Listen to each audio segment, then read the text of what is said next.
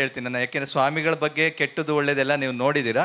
ನಾನು ಒಳ್ಳೆಯ ಒಂದು ವಿಚಾರನ ನಾನು ಸ್ವಾಮೀಜಿಗಳ ಬಗ್ಗೆ ಮಾತಾಡಬೇಕು ಅಂದಾಗ, ಸ್ವಾಮಿ ಏಕಗಮ್ಯಾನಂದ ಅಂತ ಇದರಲ್ಲಿ ಮಂಗಳೂರಲ್ಲಿ ಇವರು ರಾಮಕೃಷ್ಣ ಮಿಷನಲ್ಲಿದ್ದರು. ಸ್ವಚ್ಛ ಮಂಗಳೂರು ಅಂತ ಒಂದು ದೊಡ್ಡ ಅಭಿಯಾನ ಮಾಡಿದರು. ನೀವೊಂದು 3 ವರ್ಷದಿಂದ ಅವ್ರು ಯೂಟ್ಯೂಬಲ್ಲೆಲ್ಲ ಅವ್ರದ್ದು ತುಂಬ ಟಾಕ್ಗಳಿದೆ. ನನಗೆ ಅವರು ಒಂದು ದೊಡ್ಡ ಇನ್ಸ್ಪಿರೇಷನ್. ಸೊ ಅಂದರೆ ಒಬ್ಬ ಸ್ವಾಮೀಜಿ ಮನಸ್ಸು ಮಾಡಿದರೆ ಎಷ್ಟು ಅದ್ಭುತ ಕೆಲಸಗಳನ್ನ ಮಾಡ್ಬೋದು ಅಂತ ದೃಷ್ಟಾಂತ ನಮಗಿದೆ. ಆದರೆ ಮ್ಯಾಕ್ಸಿಮಮ್ ಏನಾಗ್ತಾ ಇದೆ, ಅದನ್ನು ಮಿಸ್ಯೂಸ್ ಮಾಡ್ಕೊಳ್ಳೋ ಅಂಥವ್ರು ಜಾಸ್ತಿ ಆಗ್ತಿದ್ದಾರೆ. ಅದಕ್ಕೆಲ್ಲ ಬಹುಮುಖ್ಯ ಕಾರಣ ಮೌಢ್ಯ. ಸೊ ಈ ಮೌಢ್ಯ ಖಂಡಿತ ಹೋಗಬೇಕು. ಕಸ ಅಂತ ನಾನು ಅದಕ್ಕೆ ರಿಲೇಟ್ ಮಾಡ್ತಾ ಬಂದಾಗ, ಕಸ ಅನ್ನೋದು ಈಗ ಜಾತಿ, ಮೇಡಮ್ ನಾವು ಹೇಳ್ತಾರೆ ಜಾತಿನೂ ಒಂದು ಕಸನೇ. ಅದೇ ಅಂದರೆ ಅದೊಂದು ಮೌಢ್ಯತೆ. ಅದನ್ನು ನಾವು ಕಸದ ರೀತಿಯೇ ನಾವು ಟ್ರೀಟ್ ಮಾಡಿ, ಜಾತಿ ಅನ್ನೋದು ತಲೆಗೆ ತಗೋಬಾರ್ದು. ಅದನ್ನು ನಮ್ಮ ಧರ್ಮ ಅಂತ ಅಂದ್ಕೊಂಡು ಆಚರಣೆಯಲ್ಲಿ ತಗೊಳ್ಳೋದು ಬೇರೆ. ಬಟ್ ಅದನ್ನು ನಾವು ತಲೆಗೆ ತಗೊಂಡು ಅದನ್ನು ತುಂಬ ಒಂದು ಪರ್ಸ್ನಲ್ಲಾಗಿ ತಗೊಳ್ತಾ ಇರೋದ್ರಿಂದ ಏನಾಗ್ತದೆ, ಅದು ಕಸವಾಗಿ ಮಾರ್ಪಡ್ತಾ ಇದೆ. ಅದು ಇನ್ನೊಂದು ರೀತಿ ನಮ್ಮ ಇನ್ನಿಲ್ಲದ ಒಂದು ಭಯವನ್ನು ಕ್ರಿಯೇಟ್ ಮಾಡಿ ನಮ್ಮನ್ನು ಎಕ್ಸ್ಪ್ಲಾಯ್ಟ್ ಮಾಡ್ತಾ ಇದೆ. ಸೊ ಇದು ನಾನು ಬುಕ್ಕಿನ ಬಗ್ಗೆ ಒಂದು ಸಂಕ್ಷಿಪ್ತವಾಗಿ ಮಾತಾಡಬೇಕಾದ ಒಂದು ಲಿಂಕು. ಅದರಲ್ಲಿ ನಾನು ಒಂದು ಡಿ.ವಿ. ಜಿಯವ್ರ ಕಗ್ಗದಿಂದ ಒಂದು ಮಾತನ್ನು ಹೇಳಕ್ಕೆ ಶುರು ಮಾಡ್ತೀನಿ. ಅವ್ರ ಕಗ್ಗ ಒಂದು ಏನು ಹೇಳುತ್ತೆ ಅಂದರೆ, ಬೇಕೆನಗಿನ್ನೊಂದು ಬೇಕೆನ್ನುತ್ತ ಬೊಬ್ಬಿಡುತ್ತಲೆಯ ಘಟವನಿದನು, ಏಕೆಂದು ರಚಿಸಿನೋ ಬೊಮ್ಮನಿ ಬೇಕು ಜಪ, ಸಾಕೆನಿಪುದೆಂದಿಗಲು ಮಂಕುತಿಮ್ಮ. ಸೊ ನಮಗೆ ಈಗ ಭಾಳ ಸಮಸ್ಯೆ ಆಗಿರೋದು ಬೇಕು. ಈಗ ಸ್ವಾಮಿಗಳ ಹತ್ರ ಹೋಗ್ತೀವಿ ಅಂದರೆ ನಾವಲ್ಲಿ ಏನು ಹೇಳ್ತೀವಿ ಅಂದರೆ, ನನಗೇನಾದ್ರು ಬೇಕು, ಅಲ್ಲಿ ದುಡ್ಡು ಬೇಕು ಅಂತ ಹೋಗ್ಬೋದು ನಾವು, ಇಲ್ಲ ನನಗೆ ನೆಮ್ಮದಿ ಬೇಕು ಅಂತ ಹೋಗ್ಬೋದು. ಸೊ ಏನಾದರೂ ಒಂದು ನಾನು ಕಳ್ಕೊಂಡಿದ್ದೀನಿ, ಇಲ್ಲ ಬೇಕು ಅನ್ನೋ ಒಂದು ಭಾವನೆಯಿಂದ ಹೋಗ್ತಾ ಇದ್ದೀವಿ. ಅದೇ ಥರ ಬೇಕುಗಳಿಗೆ ನಮಗೆ ಲಿಮಿಟೇ ಇಲ್ಲ. ಸೊ ನಾನು ಇರೋದ್ರಲ್ಲಿ ತೃಪ್ತಿ ಪಡ್ತೀನಿ ಅಂದಾಗ ನಮ್ಮನ್ನು ಯಾರೂ ಎಕ್ಸ್ಪ್ಲೈಟ್ ಮಾಡೋದಕ್ಕಾಗಲ್ಲ. ಅದೇ ರೀತಿ ನಾವು ಒಂದು ಸ್ವಾಮಿಗಳು ನಮ್ಮನ್ನು ಎಕ್ಸ್ಪ್ಲೈಟ್ ಮಾಡ್ತಾರೆ ಅಂದರೆ, ನಾನು ಇನ್ನೊಂದು ರೀತಿ ನಾನು ಹೇಳಬೇಕು ಅಂದರೆ, ಮನುಷ್ಯನಾಗಿ ನಾವು ಪ್ರಕೃತಿನೇ ಎಕ್ಸ್ಪ್ಲೈಟ್ ಮಾಡ್ತಾ ಇದ್ದೀವಿ. ಸೊ ಪ್ರಕೃತಿನಲ್ಲಿ ನಾನು ಬೇಕು ಅಂತ ಎಷ್ಟು ತಗೊಳ್ಳೋಕೆ ಸಾಧ್ಯನೋ ಮ್ಯಾಕ್ಸಿಮಮ್ ತಗೊಂಡು ಆಗಿಬಿಟ್ಟಿದೆ. ಸೊ ಈಗ ಪ್ರತಿಯೊಂದು ಬೇಕುಗಳು ಪ್ರಕೃತಿ ಮೇಲೆ ಒತ್ತಡ ಬೀರ್ತಾ ಇದೆ. ಒತ್ತಡ ಬೀರೋದ್ರಿಂದ ಏನಾಗ್ತಾ ಇದೆ, ಅದು ನಮ್ಮ ಮೇಲೆ ಒತ್ತಡ ಆಗ್ತಾ ಇದೆ. ಈಗ ನೀವು ಅಬ್ಸರ್ವ್ ಮಾಡಿದರೆ ಗುಡ್ಡ ಕುಸಿತ ಇರ್ಬೋದು, ಸೊ ಒಂದು ಪ್ರವಾಹ ಇರ್ಬೋದು, ಸೆಕೆ ಇರ್ಬೋದು, ಜೋರಾಗಿ ಮಳೆ ಬರ್ತಾ ಇರ್ಬೋದು. ಸೊ ಪ್ರತಿಯೊಂದು ಯಾವ ರೀತಿ ನಮ್ಮ ಕಂಟ್ರೋಲಿಗೆ ಸಿಗ್ತಾ ಇಲ್ಲ. ಈಗ ಪರಿಸರ ನಮ್ಮ ಕಂಟ್ರೋಲಿಗೆ ಸಿಗ್ತಾನೆ ಅಂದರೆ, ಪರಿಸರ ನಾವು ಕಂಟ್ರೋಲ್ ಮಾಡೋಕ್ಕಾಗಲ್ಲ. ಅದು ನಮ್ಮನ್ನು ಸಲುತ್ತಾ ಬಂತು, ನಾವು ಅದನ್ನು ಸಲುವಲಿಲ್ಲ. ಈಗ ನಮ್ಮನ್ನು ಅದು ಏನು ಮಾಡ್ತಾ ಇದೆ, ವಿನಾಶಕ್ಕೆ ತಗೊಂಡೋಗ್ತಾ ಇದೆ. ಸೊ ಖಂಡಿತ ಪರಿಸರಕ್ಕೆ ಏನೂ ತೊಂದರೆ ಇಲ್ಲ. ನಾವು ಇಲ್ಲ ಅಂದರೂ ಪರಿಸರ ಅದರ ಪಾಡಿಗೆ ಇರುತ್ತೆ. ಪರಿಸರನ ಚೆನ್ನಾಗಿ ಇಟ್ಕೊಂಡೆ ನಾವು ಬದುಕಲಿಕ್ಕೆ ಸಾಧ್ಯ. ಸೊ ಆ ದೃಷ್ಟಿಯಿಂದ ನಾವು ಒಂದು ಕ್ಲಿಯರಿನ್ ಅಂತ ಒಂದು ಸಂಸ್ಥೆ ಶುರು ಮಾಡಿ, ನಾನು ಹಾಸನದಲ್ಲಿ ಪ್ರೊಫೆಸರ್ ಆಗಿದ್ದವನು, ಎಲ್ಲ ಕಡೆ ಒಂದು ವಿಚಾರ ವಿನಿಮಯ ಮಾಡಬೇಕು ಅಂತ ಪ್ರಯತ್ನದಲ್ಲಿದ್ದೀನಿ. ಅದರಲ್ಲಿ ಬಹುಮುಖ್ಯವಾದ ಮೌಢ್ಯತೆ ನಾನು ಮೇಡಮಿಂದನೇ ಶುರು ಮಾಡ್ತೀನಿ. ಒಂದು ಮೌಢ್ಯತೆ ಎಲ್ಲಿಂದ ಸ್ಟಾರ್ಟ್ ಆಗುತ್ತೆ ಅಂದರೆ, ಇಲ್ಲಿಂದ ಮೇಡಮ್. ಇದು ಒಂದು ಮೌಢ್ಯತೆನೇ. ಅಂದರೆ ಈ ಪ್ಲಾಸ್ಟಿಕ್ ಕವರ್ ಇದೆಯಲ್ಲ, ಸೊ ನಮಗೆ ಹೂಗಳು ಚಂದ, ಬಟ್ ಅದಕ್ಕೆ ಅಂದವಾದ ಪ್ಲಾಸ್ಟಿಕ್ ಕವರ್ ಏನಾಗುತ್ತೆ, ಒಂದೇ ಸಲ ಇದು ಪ್ರಾಪರ್ ರೀಸೈಕಲ್ ಆದ ಪರವಾಗಿಲ್ಲ, ಬಟ್ ರೀಸೈಕಲ್ ಆಗಲಿಲ್ಲ ಅಂದರೆ ಇಲ್ಲಿಂದನೇ ನಮ್ಮ ಸಮಸ್ಯೆ ಸ್ಟಾರ್ಟ್ ಆಗುತ್ತೆ. ಅಂದರೆ ಪ್ಲಾಸ್ಟಿಕ್ ಬೇಕು. ಅದೇ ರೀತಿ ಈ ಪ್ಲಾಸ್ಟಿಕ್ ಬಾಟಲ್ ಇರ್ಬೋದು. ಸೊ ನೀರು ಕೂಡ ತುಂಬ ಇದು ಶ್ರೇಷ್ಠವಾದ ನೀರು ಅಂತ ಅನ್ಕೋತೀವಿ, ಬಟ್ ಖಂಡಿತ ಇದನ್ನು ಕರೆಕ್ಟಾಗಿ ಟೆಸ್ಟ್ ಮಾಡಿದರೆ ಇದು ಎಷ್ಟು ಶೆಲ್ಫ್ ಲೈಫ್ ಇರುತ್ತೋ ಗೊತ್ತಿಲ್ಲ, ಎಷ್ಟು ಟ್ರಾವೆಲ್ ಮಾಡಿರುತ್ತೋ ಗೊತ್ತಿಲ್ಲ. ಸೊ ನ್ಯಾಚುರಲಾಗಿ ಏನಾಗಿರುತ್ತೆ, ಇದಕ್ಕೆ BPA ಕೆಮಿಕಲ್ ಲೀಚ್ ಔಟ್ ಆಗಿರುತ್ತೆ. ಸೊ ತುಂಬ ಶ್ರೇಷ್ಠ ಅಂತ ಕುಡಿತೀವಿ. ಫಾರ್ಚುನೇಟ್ಲಿ ಇದು ಸ್ಲೋ ಪಾಯ್ಸನ್, ಹಾಗಾಗಿ ಏನು ತಕ್ಷಣ ಆಗಲ್ಲ. ಸೊ ಸಾಧ್ಯವಾದ ಮಟ್ಟಿಗೆ ನಾವು ಬಾಟಲ್ಡ್ ವಾಟರಿಂದ ಹೊರಗೆ ಬರಬೇಕು. ಅದೇ ಗಾಜಿನ ಬಾಟಲ್ಗೆ ಹೋಗಬೇಕು. ಇನ್ನೂ ಒಂದು ಮೌಢ್ಯ ಅಂದರೆ, ಮೇಡಮ್ ಮೇಲೆ ಟಾರ್ಗೆಟ್ ಮಾಡ್ತಾ ಇದ್ದೀನಿ ನಾನು. ಅಂದರೆ ಅದೊಂದು ಅವೇರ್ನೆಸ್ ಆದಂಗೂ ಆಗುತ್ತೆ. ಸೊ ಆ ಪ್ಲ್ಯಾಸ್ಟಿಕ್ಕು, ಅದರಲ್ಲಿ ಈ ಶೈನಿಂಗ್ ಕವರ್ ಇದೆಯಲ್ಲ, ಇದು ಲೆಡ್ ಒಂದು ಸೈಡ್, ಇದು ಮಲ್ಟಿ ಲೇಯರ್ ಪ್ಲಾಸ್ಟಿಕ್ ಅಂತ ಹೇಳ್ತೀವಿ. ಇದು ಒಂದು ಕಲರ್ ಸಿಲ್ವರ್ ಕೋಟ್ ಇದೆ, ಇನ್ನೊಂದು ಕಡೆ ಕಲರ್ ಇದೆ. ಸೊ ಇದರಲ್ಲಿ ಲೆಡ್ ಇರುತ್ತೆ madam. So it's very dangerous. ಇದನ್ನು ಸರಿಯಾದ ರೀತಿ ಮತ್ತೆ ರೀಸೈಕ್ಲಿಂಗ್ ಹೋಗಲಿಲ್ಲ ಅಂದರೆ ಏನಾಗುತ್ತೆ, ಪರಿಸರವನ್ನು ಹಾಳು ಮಾಡ್ತಾ ಹೋಗುತ್ತೆ. ಹಂಗಾಗಿ ಆಲ್ಟರ್ನೇಟ್ ಇದೆಯಾ, ಏನು ಬೇಕಾದ್ರೂ ಸಸ್ಟೈನೇಬಲ್ ಆಲ್ಟರ್ನೇಟಿವ್ಗೆ ಹೋಗಬೇಕು. ಸಾಧ್ಯವಾದ ಮಟ್ಟಿಗೆ ಇಂಥವನ್ನ ಅವಾಯ್ಡ್ ಮಾಡ್ತಾ ಹೋಗ್ಬೇಕು. ಯಾಕೆಂದರೆ ಈಗ ಮ್ಯಾಕ್ಸಿಮಮ್ ನಾವು ಬಳಸಿದ್ದೀವಿ. ಸೊ ಇದನ್ನು ಝೀರೋ ವೇಸ್ಟ್ ಇವೆಂಟ್ ತರೋಕ್ಕಾಗೋದು. ಅಂದರೆ ಯಾಕೆಂದರೆ ಮೇಡಮ್ ಮನಸ್ಸಿಗೆ ಬಂದರೆ ಇದೊಂದು ಕ್ರಾಂತಿ ಆಗ್ಬೋದು ಅಂತ ನಾನು ಇದನ್ನು ಹೇಳ್ತಾ ಇದ್ದೀನಿ. ಸೊ ಒಂದು ಝೀರೋ ವೇಸ್ಟ್ ಇವೆಂಟ್ ಆಗ್ಬೋದು, ಸಸ್ಟೈನೇಬಲ್ ಇವೆಂಟ್ ಆಗ್ಬೋದು.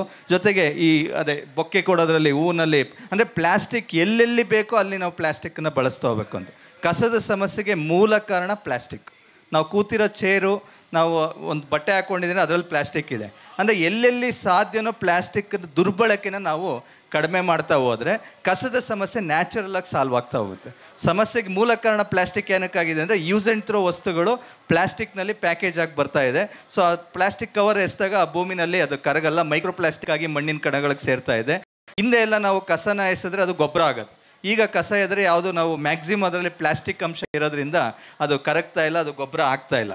ಸೊ ಈ ನಿಟ್ಟಿನಲ್ಲಿ ಕಸದ ಸಮಸ್ಯೆ ತುಂಬ ದೊಡ್ಡ ಬೃಹದಾಕಾರದ ಸಮಸ್ಯೆ. ನನಗೆ ಒಂದು ಖುಷಿ ವಿಚಾರ ಅಂದರೆ ಇವತ್ತು ಮೇಡಮ್ ಜೊತೆ ಸ್ಟೇಜ್ ಶೇರ್ ಮಾಡೋ ಒಂದು ಅವಕಾಶ ಸಿಕ್ತು. ಅಂದರೆ ಜೊತೆಗೆ ಅವ್ರ ಪೇಪರ್ನಲ್ಲಿ ಒಂದು ಆರ್ಟಿಕಲ್, ನನ್ನ ಬಗ್ಗೆ ಒಂದು ಆರ್ಟಿಕಲ್ ಮಾಡಿದರು, ಈಗಿರ್ತಾರೆ ನೋಡಿ ಅಂತ.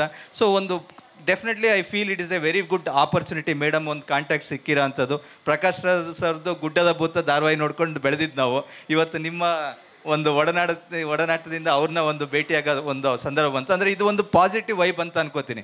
ನನ್ನ ವಿಚಾರಗಳು ಜನಗಳಿಗೆ ಜಾಸ್ತಿ ರೀಚ್ ಆಗ್ತಾ ಹೋದಂಗೆ ಖಂಡಿತ ಒಂದು ರೆವಲ್ಯೂಷನ್ ಆಗಲಿಕ್ಕೆ ಸಾಧ್ಯ. ಸೊ ನಮ್ಮ ಕಂಪ್ನಿ ಹೆಸರೇ ಕ್ಲೀನ್ ರೆವಲ್ಯೂಷನ್ ಇಂಡಿಯಾ ಅಂತ, ಅಂದರೆ ಸ್ವಚ್ಛತಾ ಕ್ರಾಂತಿ ಭಾರತ ಅಂತ. ಅದಕ್ಕೆ ಒಂದು ಡೆಫಿನೆಟ್ಟಾಗಿ ಇವತ್ತಿನ ಬುಕ್ಕಿಗೆ ಹೇಗೆ ರಿಲೇಟ್ ಮಾಡ್ಕೋತೀನಿ ಅಂದರೆ, ಆ ಸ್ವಾಮೀಜಿ ಏಕಗಮ್ಯನಂದರೆ ಈಗ ಬೆಳಗಾಮಲ್ಲಿದ್ದಾರೆ, ನಿಜಲಿಂಗೇಶ್ವರ ಸ್ವಾಮೀಜಿ ಅಂತ. ಅವರು ಮಂಗಳೂರಿಂದ ಬೆಳಗಾಂಗೆ ಹೋದ ತಕ್ಷಣ ಬೇರೆ ಒಂದು ಮಠಕ್ಕೆ ಹೋದರು.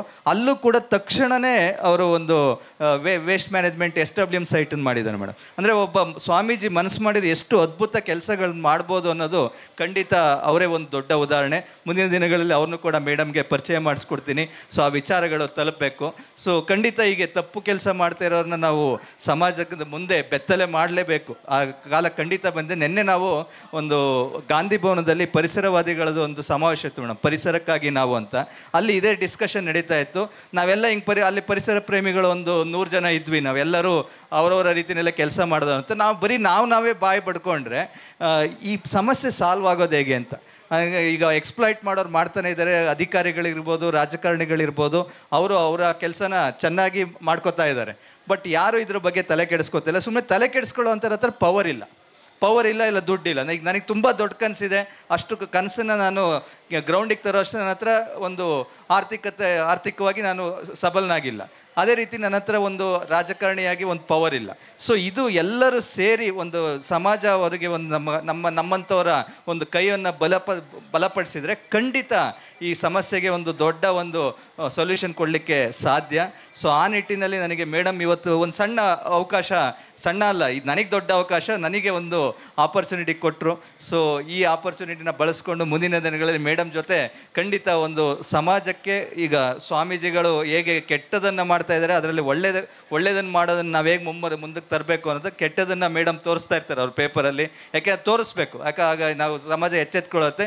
ಅದೇ ರೀತಿ ಈ ಕೆಟ್ಟದ್ದು ನಾವೇನು ಮಾಡ್ತಾ ಇದ್ದೀವಿ, ಬರೀ ಬೇರೆಯವ್ರ ಬಗ್ಗೆ ಮಾತ್ರ ಮಾತಾಡ್ತಾ ಇದ್ರೆ ಆಗಲ್ಲ. ಸೊ ನಾವುಗಳು ಏನು ತಪ್ಪು ಮಾಡ್ತಾ ಇದ್ದೀವಿ, ಜನಗಳು, ಒಬ್ಬ ಸಾಮಾನ್ಯ ನಾಗರಿಕನಾಗಿ ನಾನು ಹೇಗೆ ಎಚ್ಚೆತ್ತುಕೊಳ್ಬೇಕು ಅನ್ನೋದನ್ನ ಪ್ರತಿಯೊಬ್ಬರು ಗಮನಿಸಿದರೆ.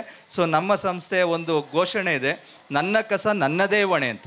ನನ್ನ ಕಸ ನನ್ನದೇ ಹೊಣೆ ಅಂತ. ಸೊ ಪ್ರತಿಯೊಬ್ಬರು ಆ ಹೊಣೆಯನ್ನು ಒತ್ಕೋಬೇಕು.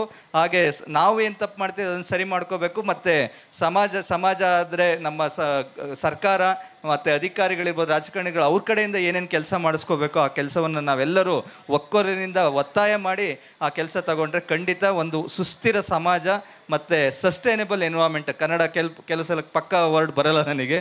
ಸೊ ಒಂದು ಸಸ್ಟೈನೇಬಲ್ ಎನ್ವೈರ್ಮೆಂಟ್ನ ಕ್ರಿಯೇಟ್ ಮಾಡೋದಕ್ಕೆ ಸಾಧ್ಯ. ಸೊ ಇವತ್ತಿನ ಒಂದು ಕಾರ್ಯಕ್ರಮ ಅದಕ್ಕೆ ಮುನ್ನುಡಿಯಾಗಲಿ ಅಂತ ನಾನು ಆಶಿಸ್ತಾ, ಮುಂದಿನ ದಿನಗಳಲ್ಲಿ ಬೆಂಗಳೂರು ನನ್ನ ಜೊತೆ ಖಂಡಿತ ಇರುತ್ತೆ. ಸೊ ಅವ್ರ ಜೊತೆ ನಾವು ಕೂಡ ಇರ್ತೀವಿ ಅಂತ ಹೇಳ್ತಾ ನನ್ನ ಮಾತನ್ನು ಮುಗಿಸ್ತೀನಿ.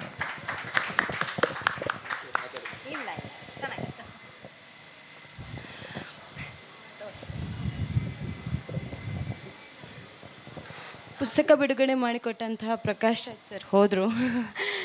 ಭಾವನಾ ಮ್ಯಾಮ್ ಹಾಗೂ ಚಂದ್ರಶೇಖರ್ ಸರ್ ತುಂಬ ಚೆನ್ನಾಗಿ ಮಾತಾಡಿದ್ರಿ. ತುಂಬ ಮಾಹಿತಿ ಸಿಕ್ತು ನಮಗೆ ಇದ್ರ ಬಗ್ಗೆ. ಸೊ ನಿಮಗೂ ಕೂಡ ಧನ್ಯವಾದಗಳು. ತುಂಬ ಚೆನ್ನಾಗಿ ಕೆಲಸ ಮಾಡ್ತಾ ಇದ್ದೀರಾ. ನಿಮ್ಮ ಜೊತೆ ಇನ್ನಷ್ಟು ಜನ ಇದಕ್ಕೆ ಸೇರಲಿ ಅಂತ ಆಶಿಸ್ತೀನಿ. So thank you so much to both of you. Thank you every one.